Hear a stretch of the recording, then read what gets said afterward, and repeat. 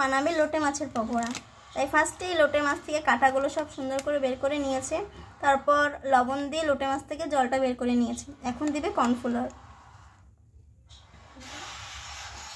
5 চামচ কর্নফ্লাওয়ার লাগবে। কর্নফ্লাওয়ার দিয়ে সুন্দর করে মেখে নিল। কর্নফ্লাওয়ার দিয়ে মাখা হয়ে গেছে। এখন দিবে আটা, ময়দা, এটা জানা। এখন দিবে 1 চামচ হলুদ,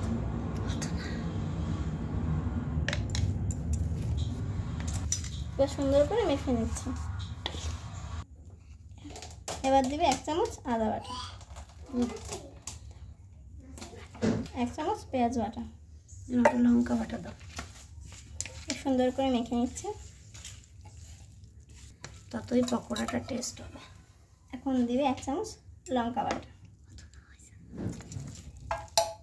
একটু রসুন। এখন দিবে 1 চামচ রসুন বাটা,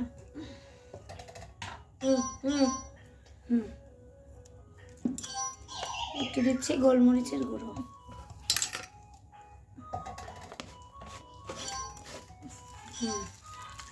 এখন দিবে একটু গন্ধরাজ লেবু। গন্ধরাজ লেবুটা দিলে স্বাদটা আরো ভালো হবে, গান আসবে সুন্দর একটা। এটা হলো মেরিনেটের উপরেই টেস্ট, যতটা মেরিনেট করা হবে ততই টেস্ট হবে। এবার আমি কিছুক্ষণ এভাবে রেখে দেব, এরপরে আমি ফ্রাই প্যানে তেল গরম করব। কড়াইতে একটু সাদা তেল দেওয়া হয়েছে, তেলটা কিছুক্ষণ গরম হবে, তারপর পকোড়াটা কড়াইতে দেওয়া হবে।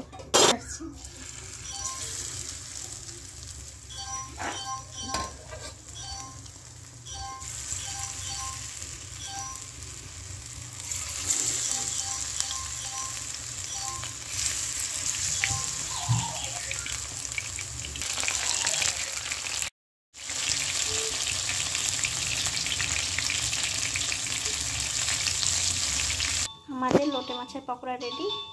দেখেই মনে হচ্ছে খুব লোভনীয় হবে খেতে।